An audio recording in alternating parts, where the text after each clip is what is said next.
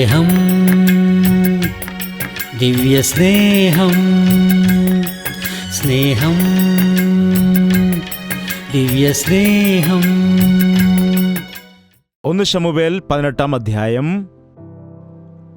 9 വചനം വായിക്കാം. അന്നു മുതൽ ശൗലിന് ദാവീദിനോട് കണ്ണുകടി തുടങ്ങി. എന്താണ് പറയുന്നത്? അന്നു മുതൽ ശൗലിന് ദാവീദിനോട് കണ്ണുകടി തുടങ്ങി.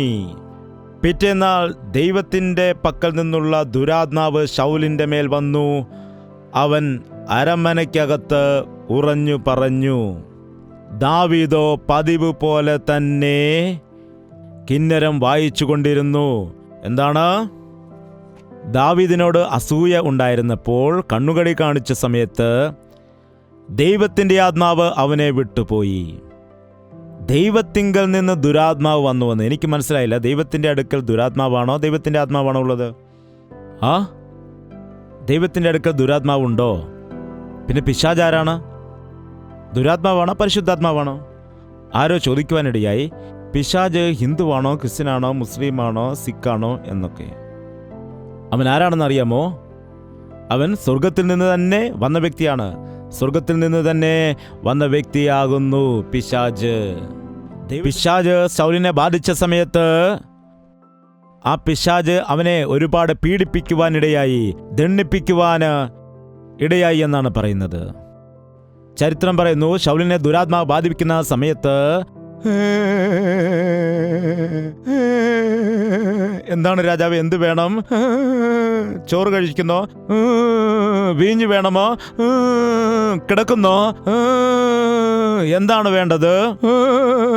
പറയൂ രാജാവേ. എന്ത് പറഞ്ഞാലും കേൾക്കത്തില്ല, എന്ത് പറഞ്ഞാലും കേൾക്കത്തില്ല. വെറുതെ മൂളിക്കൊണ്ടേയിരിക്കും. ഫാനിട്ടാൽ ശരിയാവത്തില്ല. വെറുതെ എപ്പോഴും അസ്വസ്ഥത പ്രകടിപ്പിച്ചേ കൊണ്ടേയിരിക്കും, ഒരു കാരണവുമില്ലാതെ. എന്താണ്? എന്ത് പറഞ്ഞാലും കേൾക്കത്തില്ല, എപ്പോഴും മൂളിക്കൊണ്ടിരിക്കും. എന്താണ് പറ്റിയത്? അയ്യോ, എന്തു ചെയ്യണം? അപ്പോൾ ഒരു ഭൃത്യൻ പറഞ്ഞു, ദാവീദിനെ വിളിക്കൂ, അവൻ നല്ലവണ്ണം കിന്നരം വായിക്കും, അതുകൊണ്ട് വേഗത്തിൽ അവനെ കൊണ്ടുവരിക. വിളിച്ചു കൊണ്ടുവരുന്ന സമയത്ത് ദാവീദ് വന്നിട്ട്, ദൈവത്തെ സ്തുതിക്കുക, എല്ലായ്പ്പോഴും ദൈവത്തെ സ്തുതിക്കുക, ദൈവത്തെ സ്തുതിക്കുക, എല്ലായ്പ്പോഴും ദൈവത്തെ സ്തുതിക്കുക. ഇപ്പോൾ പാടുവാൻ സമയമില്ല.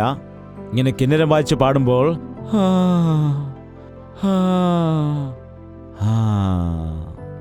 അപ്പോൾ പിശാച് പോകുമായിരുന്നു. അത് കഴിഞ്ഞിട്ട് പാല് കുടിക്കുമായിരുന്നു, ചോറ് കഴിക്കുമായിരുന്നു, സുഖമായി ഉറങ്ങുമായിരുന്നു. പിന്നെ 2-3 മണിക്കൂർ കഴിഞ്ഞിട്ട് പെട്ടെന്ന് അയ്യോ ദാവീദിനെ വിളിക്കോ. ദാവീദ് പെട്ടെന്നോടി വീണ് ഡിങ് ഡിങ് ഡിങ് ഡിങ്. അങ്ങനെ നിന്റെ ശരീരത്തിൽ വരുന്ന പല രോഗങ്ങൾക്കും കാരണം ദുരാത്മാവിൻ്റെ സമ്മർദ്ദം ചെലുത്തലാണ്. നിന്റെ ഹൃദയത്തിൽ ദൈവത്തിന് ഇടം കൊടുക്കാത്തത് കൊണ്ട്, ദൈവത്തിൻ്റെ വചനം നീ വിശ്വസിക്കാത്തത് കൊണ്ട്, കർത്താവിനോട് നീ പ്രാർത്ഥിക്കാത്തത് കൊണ്ട്, നിന്റെ ഹൃദയം ദൈവത്തിന് സമർപ്പിക്കാത്തത് കൊണ്ട് പിശാച് കയറുകയാണ് ചെയ്യുന്നത്. വളരെ ജാഗ്രതയോടെ ആയിരിക്കണം. പിശാച് നോക്കിയിരിക്കുന്നത് ദൈവത്തിൻ്റെ മക്കളെയാണ്. ദൈവത്തിൻ്റെ മക്കൾക്ക് കഷ്ടത എന്തുകൊണ്ട് വരുന്നു എന്ന് ചിലർ ചോദിക്കും. ദൈവത്തിൽ വിശ്വസിക്കുന്നവർക്കാണ് ശോധന വരുന്നത്. അവരെയാണ് പിശാച് പരീക്ഷിക്കുന്നത്. മറ്റുള്ളവരെ പരീക്ഷിക്കേണ്ട കാര്യമില്ല, ഓൾറെഡി അവൻ്റെ ആളുകളാണ്. നീയാണല്ലോ ദൈവത്തിൻ്റെ ആഴത്തിലേക്ക് എപ്പോഴും പോയിക്കൊണ്ടിരിക്കുന്നത്. നിന്നെ തകർക്കണം, നിന്നെ ഞെരുക്കണം, അതിനുവേണ്ടി അവൻ കച്ചകെട്ടിറങ്ങിയിരിക്കുകയാണ്. നീ ജാഗ്രതയോടെ ജീവിച്ചില്ല എങ്കിൽ ദുഃഖകരമാകും. ശൗലിൻ്റെ ജീവിതം പരിശോധിക്കുകയാണെങ്കിൽ മനസ്സിലാക്കും എത്ര ദുഃഖകരമായി പോയി. ദൈവത്തിൻ്റെ കയ്യാൽ സൃഷ്ടിക്കപ്പെട്ട വ്യക്തി, സ്നേഹിക്കപ്പെട്ട വ്യക്തി, ഉയർത്തപ്പെട്ട വ്യക്തി. എന്താണ് പറയുക? ദൈവത്തിൻ്റെ കയ്യാൽ സൃഷ്ടിക്കപ്പെട്ട വ്യക്തി, തിരഞ്ഞെടുക്കപ്പെട്ട വ്യക്തി, ഉയർത്തപ്പെട്ട വ്യക്തി, അനുഗ്രഹിക്കപ്പെട്ട വ്യക്തി ദൗർഭാഗ്യവാനായിപ്പോയി. ദൈവത്തിന്റെ തിരഞ്ഞെടുപ്പിനെ മറന്നു, ദൈവത്തിന്റെ സ്നേഹത്തെ മറന്നു. ദൈവം അവനെ ആക്കി വെച്ചിരുന്നതായ സ്ഥാനത്തെ അവൻ മറക്കുവാനിടയായി. പിശാചിന് ഇടം കൊടുത്ത് തൻ്റെ ജീവിതത്തെ താൻ തന്നെ നടത്തി.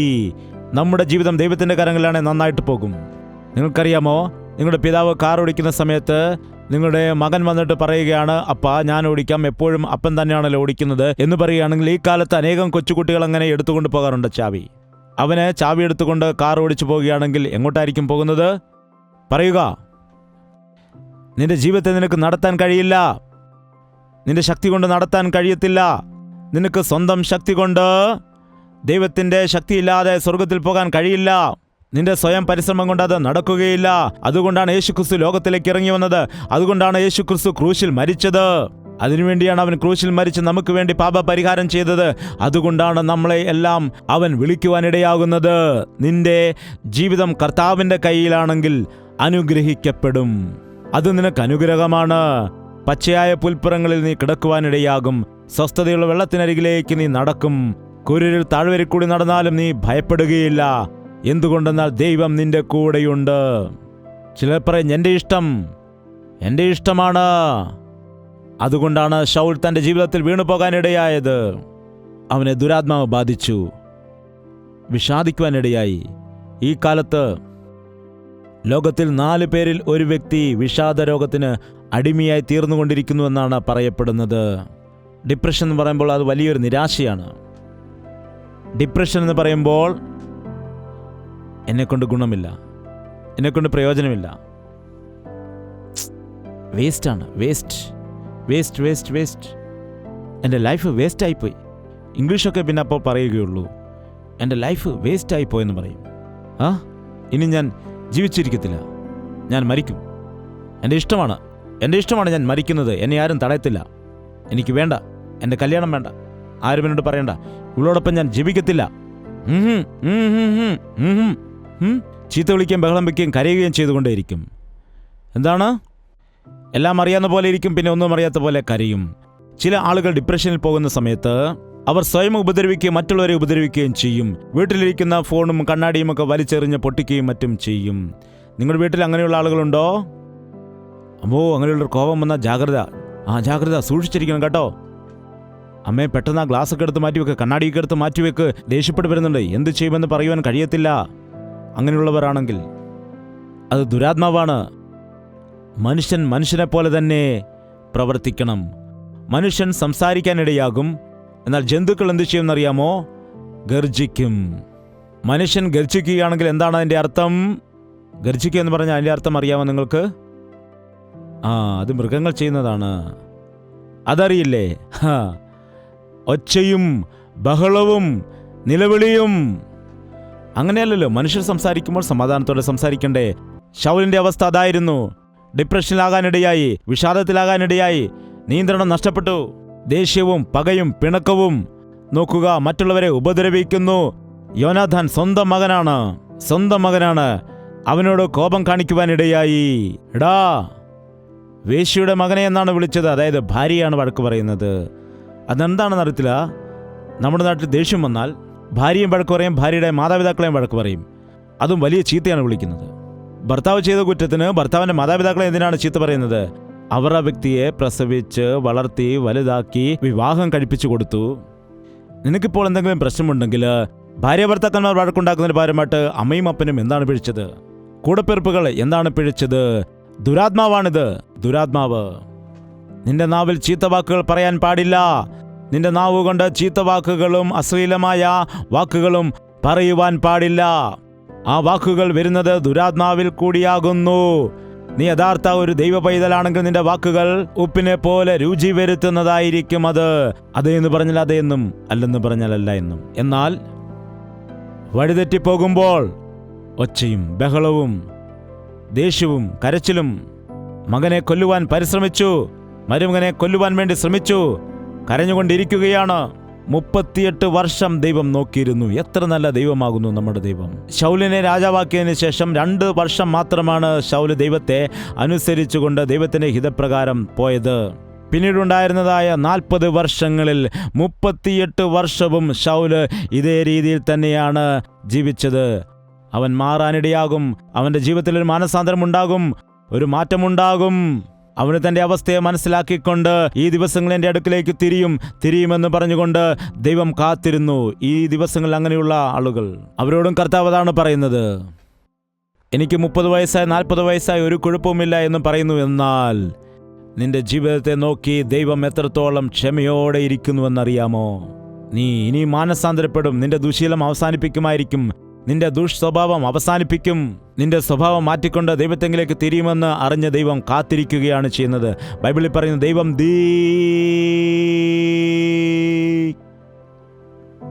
അതിനവസാനമില്ല. ദൈവം ദീർഘക്ഷമയുള്ളവനാണ്. എത്രമാത്രം എന്ന് പറഞ്ഞാൽ 30, 40, 50 വർഷങ്ങൾ ഒരു ദോഷവും ചെയ്യാതെ ഇവൻ മാറാനിടയാകും, ഇവൻ നന്നാകാനിടയാകും. ഇവന് വേണ്ടി ഞാൻ എൻ്റെ രക്തത്തെ കൊടുത്തതാണ്. ഇനി അടുത്ത മീറ്റിങ്ങിലായിരിക്കും ഇവൻ മാനസാന്തരപ്പെടുന്നത്, അല്ലെങ്കിൽ അടുത്ത മീറ്റിങ്ങിൽ എൻ്റെ മകൻ മാനസാന്തരപ്പെടാനിടയാകും. അങ്ങനെ ദൈവം കാത്തിരിക്കുന്ന സമയത്ത് നീ സന്ദേശങ്ങൾ കേട്ടിട്ടും വർഷങ്ങളായിട്ട് മാനസാന്തരപ്പെടാതെ ഇങ്ങനെ തന്നെ ജീവിച്ചു പോയാൽ നീക്കുപോക്കില്ലാതെ നശിച്ചു പോകുവാൻ ഇടയാകുമെന്നാണ് പറയുന്നത്. അതാണ് ശൗലിന് പറ്റിയത്. 38 വർഷം ദൈവം കാക്കുവാനിടയായി. എന്നാൽ ശൗല് മാറിയില്ല. അവസാനം എന്താണ് അവന് സംഭവിച്ചത് നോക്കൂ. അതെന്താണെന്ന് നമുക്ക് മനസ്സിലാക്കി നിർത്താം. എന്താണ് ചെയ്തത് അറിയില്ലേ? ഇല്ലെങ്കിൽ നോക്കൂ. 1 ശമൂവേലിന്റെ പുസ്തകം 31 അധ്യായം 3 വാക്യം. എന്നാൽ പട ശൗലിന്റെ നേരെ ഏറ്റവും മുറുകി, വില്ലാളികൾ അവനിൽ ദൃഷ്ടിവെച്ചു. വില്ലാളികളാൽ അവൻ ഏറ്റവും വിഷമത്തിലായി. ശൗൽ തൻ്റെ ആയുധവാഹകനോട്, ഈ അഗ്രചർമ്മികൾ വന്ന് എന്നെ കുത്തിക്കളയുകയും അപമാനിക്കുകയും ചെയ്യാതെ ഇരിക്കേണ്ടതിന് നിന്റെ വാളൂരി എന്നെ കുത്തുക എന്ന് പറഞ്ഞു. ആയുധവാഹകൻ ഏറ്റവും ഭയപ്പെട്ടതുകൊണ്ട് അവന് മനസ്സ് വന്നില്ല. അതുകൊണ്ട് ശൗൽ ഒരു വാൾ പിടിച്ചു അതിൻ്റെ മേൽ വീണു. ഇത്രത്തോളം ജീവിച്ചിട്ട് അവസാനം എങ്ങനെയായിരുന്നു അവൻ മരിച്ചത്? ദൈവം അവന് നല്ല ആരോഗ്യമുള്ള ശരീരം കൊടുത്തു, അവന് സൗന്ദര്യം കൊടുത്തു, അവനെ രാജാവാക്കി മാറ്റി. ദൈവം ദാസന്മാരെ കൂട്ടായിട്ട് കൊടുത്തു, പുതിയ ഹൃദയം അവന് കൊടുത്തു. നീ രാജ്യം ഭരിക്കുക, എൻ്റെ ഹിതം ചെയ്യുക, എൻ്റെ പദ്ധതി നിറവേറ്റുക എന്ന് പറഞ്ഞപ്പോൾ ദൈവത്തിൻ്റെ വാക്ക് കേൾക്കാതെ തൻ്റെ ഇഷ്ടം പോലെ പ്രവർത്തിച്ചിട്ട് അവസാനം ജീവിതം നാശത്തിലായി. അവസാനം ഹീനമായ സ്ഥിതിയിൽ വന്നിട്ട് ശത്രുവിനെ ജയിക്കാതെ വന്നപ്പോൾ, തനിക്ക് ജയം നേടുവാൻ കഴിയാവുന്നപ്പോൾ എന്തു ചെയ്യണമെന്നറിയാതെ തൻ്റെ കത്തിമേൽ താൻ വീണിട്ട് മരിക്കാനിടയായി. നീ ദൈവത്തിന് ഇടം കൊടുക്കാതിരിക്കുമ്പോൾ, നീ പിശാചന്റെ കയ്യിൽ ഏൽപ്പിക്കപ്പെടുമ്പോൾ, പിശാചന്റെ പ്രേരണ നിന്നിൽ വരുമ്പോൾ, നീ നിന്നെക്കുറിച്ച് തന്നെ നിരാശനായിട്ട് മരിക്കുവാൻ ആഗ്രഹിക്കും. ശിംശോനും അവസാനം മരിക്കുവാൻ ആഗ്രഹിക്കുവാനിടയായി. ഏലിയാവെന്ന വലിയ പ്രവാചകൻ പോലും ഒരിക്കൽ ഇപ്രകാരം പറഞ്ഞു, എനിക്കിനി ജീവിക്കണ്ട എന്ന് പറഞ്ഞ് അപേക്ഷിച്ചുകൊണ്ട് മരിക്കുവാനുള്ള ആഗ്രഹം പ്രകടിപ്പിച്ചു. ഇന്ന് അനേകരുടെ ജീവിതത്തിൽ അങ്ങനെ സംഭവിക്കുന്നുണ്ട്. നിന്റെ ജീവിതത്തിൽ അങ്ങനെ സംഭവിക്കുന്നുണ്ടോ? ചിന്തിക്കുക. എൻ്റെ ജീവിതം വൃഥാവായിരിക്കുന്നു, എനിക്കൊന്നും തന്നെ നേടിയെടുക്കാൻ കഴിഞ്ഞില്ല എന്ന അവസ്ഥയിലേക്ക് ഒരുപക്ഷെ നിങ്ങളിപ്പോൾ വന്നിട്ടില്ലായിരിക്കാം.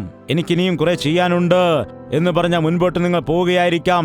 എനിക്കാരെയും ആവശ്യമില്ല, ദൈവത്തെ ആവശ്യമില്ല, പ്രാർത്ഥന ആവശ്യമില്ല, എനിക്കാരും വേണ്ട. എനിക്ക് വിദ്യാഭ്യാസമുണ്ട്, എനിക്ക് പണമുണ്ട്, വീടുണ്ട്, വസ്തുവുണ്ട്, ബലമുണ്ട്, ശക്തിയുണ്ട്, എന്നെ ആരാണ് തോൽപ്പിക്കുന്നത് എന്ന് വെല്ലുവിളിക്കുന്ന ആളുകളും ഈ കാലത്തുണ്ട്. ഞാൻ സകലതും സമ്പാദിച്ചിരിക്കുന്നു, തലമുറയായി ഇരുന്ന് എനിക്ക് കഴിക്കുവാനുള്ളത് ഞാൻ സമ്പാദിച്ചു കൂട്ടി വച്ചിരിക്കുകയാണ്. എടാ മൂഢ, ഇന്ന് രാത്രി നിന്റെ ആത്മാവിനെ ഞാൻ ചോദിക്കുകയാണെങ്കിൽ നീ സമ്പാദിച്ചു വെച്ചതെല്ലാം ആർക്ക് പോകും? മൂഢ. എന്തിനാണ് നമുക്ക് അഹങ്കാരമുണ്ടാകുന്നത്? ഇന്ന് കണ്ട് നാളെ മാഞ്ഞു പോകുന്ന നമ്മുടെ ജീവിതം, ക്ഷണം നേരം കൊണ്ട് മാറുന്ന ജീവിതം. 1 മിനിറ്റിൽ 72 തവണയടിക്കുന്ന നിന്റെ ഹൃദയം ഒരു നിമിഷം നിന്നുപോയി എന്ന് വിചാരിക്കുക. നിന്റെ ശ്വാസം ഒരു നിമിഷത്തേക്ക് നിലച്ചു പോയാൽ നീ മരിച്ചുപോയി. ഒരു നിമിഷം ഹാർട്ട് അറ്റാക്ക് വന്നാൽ നീ മരിക്കുവാനിടയാകും. അതെത്ര വലിയ ഡോക്ടറാണെങ്കിലും, എത്ര വലിയ ബിസിനസ്സുകാരനാണെങ്കിലും, എത്ര കഴിവുള്ള വ്യക്തിയാണെങ്കിലും, എത്ര ബുദ്ധിശക്തിയും എത്ര പണവുമുള്ള വ്യക്തിയാണെങ്കിലും ഒരിക്കലും നിനക്ക് രക്ഷിക്കുവാൻ കഴിയില്ല. നിനക്ക് ജീവനുള്ളപ്പോൾ മാത്രമേ നിന്റെ ജീവിതം കർത്താവിന് വേണ്ടി സമർപ്പിക്കുവാൻ കഴിയുകയുള്ളൂ. നിനക്ക് ജീവനുള്ളപ്പോൾ മാത്രമേ അവനെ സ്വന്തം രക്ഷകനായി സ്വീകരിക്കാൻ കഴിയുള്ളൂ. നിനക്ക് ജീവനുള്ളപ്പോൾ മാത്രമേ നിന്റെ ബുദ്ധിയും നിന്റെ ശക്തിയും കഴിവുമെല്ലാം അവൻ്റെ നാമത്തിൻ്റെ മഹത്വത്തിന് വേണ്ടി ഉപയോഗിക്കുവാൻ കഴിയൂ. പ്രിയ സഹോദര സഹോദരി, കർത്താവ് നിന്നോട് അപേക്ഷിക്കുകയാണ്. നോക്കുക, ശൗലിന്റെ ജീവിതം വൃഥാവായിപ്പോയി, വേസ്റ്റായിപ്പോയി, വൃഥാവായിപ്പോയി. ദൈവം അവനെ എത്രമാത്രം സ്നേഹിച്ചു, എത്രത്തോളം അവനോട് ക്ഷമിച്ചു, അവൻ എത്രത്തോളം സഹിച്ചു. എന്നാൽ അതൊന്നും വകവയ്ക്കാതെ ദൈവത്തോട് മറുതലിച്ച് ഇഷ്ടം പോലെ ജീവിച്ചിട്ട് അവസാനം ഗതിയില്ലാതെ അവൻ മരിക്കേണ്ടതായ അവസ്ഥയാണ് വരാനിടയായത്. ഞാൻ മരിക്കില്ല, ജീവനോടെ ഇരുന്ന് ദൈവത്തിന്റെ പ്രവൃത്തികളെ വർണ്ണിക്കും. ഞാൻ മരിക്കില്ല, ഞാൻ യേശുവിന്റെ പൈതലായിട്ട് ജീവിക്കും. പിശാചിന് എന്റെ ജീവിതത്തിൽ ഇടം കൊടുക്കത്തില്ല, ദൈവത്തിന്റെ പൈതലായിട്ട് ജീവിക്കും എന്ന തീരുമാനത്തോടുകൂടി കടന്നു പോകാം. നിന്റെ കഷ്ടതയുടെ കാരണം, നിന്റെ പ്രതികൂലത്തിന്റെ കാരണം, ജീവിതത്തിൽ അനുഗ്രഹമില്ലാത്തതിന്റെ കാരണം നിന്റെ അസൂയയായിരിക്കാം, നിന്റെ ദുർമോഹമായിരിക്കാം, നിന്റെ പാപമായിരിക്കാം, നിന്റെ ഇഷ്ടം പോലെ ജീവിക്കുന്നതുകൊണ്ടാവാം. ദൈവത്തിന്റെ വചനം മറന്നതുകൊണ്ട് നീ കഷ്ടതയിൽ വീണതാകാം. ദൈവത്തിന്റെ ഹിതം ചെയ്യുന്നതാണ് ഉത്തമം. ദൈവത്തിന്റെ ഹിതത്തിൽ ദൈവത്തിന്റെ കൂട്ടായ്മയുണ്ട്. ദൈവത്തിന്റെ സഹായമുണ്ട്. ഈ വചനം കേൾക്കുന്ന എല്ലാവരും ഒരു തീരുമാനം ഇന്നെടുക്കണം. ഇതാ കർത്താവേ, എന്നെ നിന്റെ കരങ്ങളിലേക്ക് സമർപ്പിക്കുകയാണ്. നിന്റെ പദ്ധതികളെ എന്നെ അറിയിക്കണമേ. നിന്റെ ഉദ്ദേശങ്ങളെ എന്നെ അറിയിക്കുമാറാകണമേ. എന്റെ ഹൃദയത്തിനുള്ളിൽ നീ വസിക്കുമാറാകണമേ. എന്റെ ജീവിതത്തിൽ നീ നിയന്ത്രണം ഏറ്റെടുത്തുകൊണ്ട് ഞാൻ നടക്കേണ്ടുന്ന പാതകളെ നീ കാണിച്ചു തരണമേ. നിന്റെ ഹിതം ഞാൻ ചെയ്യാമപ്പ. നീ പറയുന്നത് പോലെ ചെയ്യാം. നിന്നെ ഞാൻ അനുസരിക്കാം. എന്നെക്കുറിച്ചുള്ളതായ നിന്റെ ഹിതം എൻ്റെ ജീവിതത്തിൽ നിറവേറ്റുന്നതിന് വേണ്ടി എന്നെ തന്നെ ഞാൻ സമർപ്പിക്കുന്നു. ഞാൻ ഈ ലോകം വിട്ടുപോകുമ്പോൾ പരിപൂർണമായി യേശു മരണസമയത്ത് പറഞ്ഞു, സകലതും നിവർത്തിയായിരിക്കുന്നു, എൻ്റെ ജോലി പൂർത്തിയാക്കിയിരിക്കുന്നു എന്നാണ് അവൻ പറഞ്ഞിട്ട് പോയത്. അതുകൊണ്ട് ക്രൂശിൽ യേശുവിന്റെ മരണം വിജയമാണ്, അതൊരു പരാജയമല്ലായിരുന്നു. വലിയ വലിയ ദേവദാസന്മാർ മരണസമയത്ത് പറഞ്ഞതായ മൊഴികൾ ശ്രദ്ധിക്കുകയാണെങ്കിൽ ജോൺ വെസ്ലി എന്ന ഭക്തൻ എന്താണ് പറഞ്ഞതെന്നറിയാമോ? മരണക്കിടക്കിലായിരുന്ന സമയത്ത് ക്രൈസ്റ്റ് ഈസ് വിക്ടർ എന്ന് പറഞ്ഞിട്ട് മരിക്കുവാനിടയായി. D.L. മൂഡി എന്ന ഭക്തൻ അവസാന നിമിഷങ്ങളിൽ ഇപ്രകാരം പറഞ്ഞു, ആഹാ, എന്റെ പട്ടാഭിഷേകത്തിന്റെ ദിവസമാകുന്നു, ഞാൻ കടന്നു പോകുന്നു എന്ന് പറഞ്ഞു മരിച്ചു. നോക്കുക, എത്ര ആളുകൾക്ക് അവരുടെ ജീവിതത്തിൽ അങ്ങനെ പറയാൻ കഴിയും? എൻ്റെ ജീവിതത്തിലെ ദൈവത്തിന്റെ ഹിതം ഞാൻ നിറവേറ്റുവാൻ ഇടയായെന്ന് പറയാൻ കഴിയും. ദൈവത്തിന്റെ ഉദ്ദേശങ്ങൾ എൻ്റെ ജീവിതത്തിൽ നിറവേറി, എൻ്റെ മക്കളുടെ ജീവിതത്തിൽ നിറവേറി എന്ന് എത്ര ആളുകൾക്ക് ഇന്ന് പറയുവാൻ കഴിയും? ഇന്ന് നിന്റെ ജീവിതത്തെ ദൈവത്തിന് വേണ്ടി സമർപ്പിക്കുക. ദൈവം നിന്നെ നടത്തിക്കൊണ്ടുവന്ന ഓരോ വഴികളെക്കുറിച്ചും നീ ഇപ്പോൾ തന്നെ ചിന്തിക്കുക. ദൈവത്തിന് നിന്റെ ജീവിതത്തിൽ വലിയ ഉദ്ദേശങ്ങളുണ്ടെന്ന് മനസ്സിലാക്കുക. അത് ദോഷത്തിന് വേണ്ടി ഉള്ളതല്ലെന്ന് മനസ്സിലാക്കുക. ദൈവത്തിന്റെ കരങ്ങൾ നിന്നെ തന്നെ സമർപ്പിക്കുക. എല്ലാവരും എഴുന്നേറ്റ് നിൽക്കുക. നമുക്കിപ്പോൾ പ്രാർത്ഥിക്കാം. പ്രാർത്ഥന. പരിശുദ്ധനായ സ്നേഹമുള്ള പിതാവേ, ഒരിക്കൽ കൂടി നിന്റെ മക്കളെ ദർശിക്കണമേ. എത്രയോ ആളുകൾ പറയുന്നു, ദൈവത്തിന്റെ ആത്മശക്തി ഞങ്ങൾക്ക് നഷ്ടപ്പെട്ടു പോയി എന്ന്, ദൈവത്തിന്റെ ഹിതം വിട്ടുമാറിയെന്ന്, കഷ്ടതയിലായിരിക്കുന്നുവെന്ന്, ദുഃഖത്തിലായിരിക്കുന്നുവെന്ന്, വേദനയിലായിരിക്കുന്നുവെന്ന്, ഞെരുക്കത്തിലായിരിക്കുന്നുവെന്ന് പറഞ്ഞ് വിടുതൽ പ്രാപിക്കുവാൻ ആഗ്രഹിക്കുന്നവരെ നീ ഇപ്പോഴൊന്ന് ദർശിക്കണമേ അപ്പാ. കർത്താവേ, ശൗലിന് വന്ന അവസ്ഥ ഞങ്ങൾക്ക് വരാതിരിക്കുവാൻ നിന്റെ പാദപീഠത്തിൽ വീഴാനുള്ള കൃപ നൽകുമാറാകണമേ. പാപിനിയായ ആ സ്ത്രീ വന്നിട്ട് കണ്ണുനീര് കൊണ്ട് നിന്റെ കാൽ കഴുകിയതായ അനുഭവം ഇന്ന് ഞങ്ങളുടെ ജീവിതത്തിലും നീ നൽകുമാറാകണമേ. നീ സമാധാനത്തോടെ പോയിക്കൊള്ളുക, നിന്റെ പാപങ്ങൾ ക്ഷമിക്കപ്പെട്ടിരിക്കുന്നു എന്ന വാക്കുകൾ ഞങ്ങളുടെ കാതുകളിൽ മുഴങ്ങുവാൻ നീ സഹായിക്കുമാറാകണമേ. സോഷ്യൽ മീഡിയയിൽ കൂടി ഈ വചനം കേൾക്കുന്നവർ ആരും തന്നെ ദൈവമേ നരകത്തിലേക്ക് പോകുവാൻ പാടില്ല. കർത്താവേ, നരകത്തിലേക്ക് പോകാതെ നീ രക്ഷിക്കണമേ. നിത്യനരകത്തിലേക്ക് പോകുന്നതായ അവസ്ഥയിൽ നിന്ന് നീ അവരെ വിടുവിക്കുമാറാകണമേ. കർത്താവേ, നിന്റെ മാർവിടത്തിൽ തലചായ്ക്കുവാൻ, നിന്റെ ശബ്ദം കേൾക്കുന്നതിന് വേണ്ടി അവരുടെ ഹൃദയങ്ങൾ നിനക്ക് സമർപ്പിച്ചു തരുവാൻ, നിന്റെ പാദപീഠത്തിൽ വീണ് പശ്ചാത്തപിക്കുന്നതിന് വേണ്ടി, പാപത്തെക്കുറിച്ചും നീതിയെക്കുറിച്ചും നിത്യജീവനെക്കുറിച്ചും ഞങ്ങൾക്ക് ബോധിപ്പിച്ചു തരുന്ന പരിശുദ്ധാത്മാവിനെ ഞങ്ങളിൽ മേൽ പകരണമേ. ഞങ്ങളുടെ പേരുകൾ നിന്റെ ജീവന്റെ പുസ്തകത്തിൽ എഴുതപ്പെടുവാൻ ഈ ക്ഷണം തന്നെ ഇവിടെ നിൽക്കുന്ന സകല വ്യക്തികളുടെയും പേരുകൾ ജീവന്റെ പുസ്തകത്തിൽ എഴുതപ്പെടാൻ സഹായിക്കണം. അനുതാപത്തിന്റെ ആത്മാവിനെ ഞങ്ങൾക്ക് നൽകണമേ. ദൈവത്തെ ദുഃഖിപ്പിക്കുന്ന ആത്മാവ് അല്ലാതെ അങ്ങേ അനുസരിക്കുന്ന ആത്മശക്തി തരണമേ. പരിശുദ്ധാത്മാവിന്റെ ഉപദേശം അനുസരിച്ചുകൊണ്ട് ജീവിക്കുവാൻ ഞങ്ങളെല്ലാവരെയും സമർപ്പിക്കുവാൻ വേണ്ടി നീ ഞങ്ങളെ സഹായിക്കുമാറാകണമേ.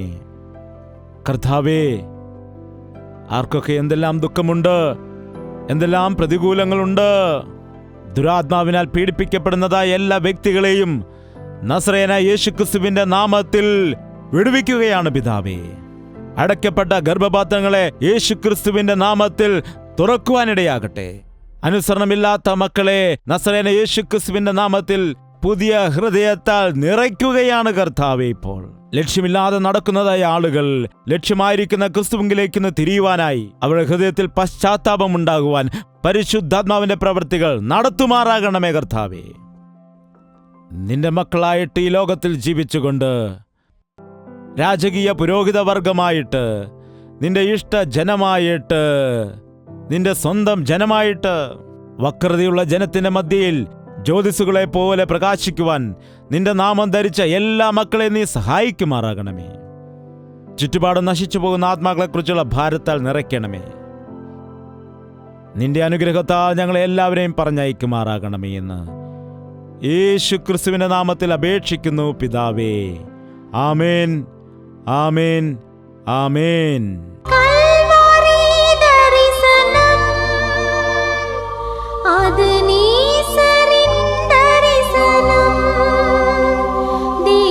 ദൈവനീസത്തിൻ ദർശനം കൽവരി ദർശനം അത് നീസരിൻ ദർശനം ദൈവനീസത്തിൻ ദർശനം യേശുവേ യേശുവേ യേശുവേ യേശുവേ യേശുവേ യേശുവേ യേശുവേ യേശുവേ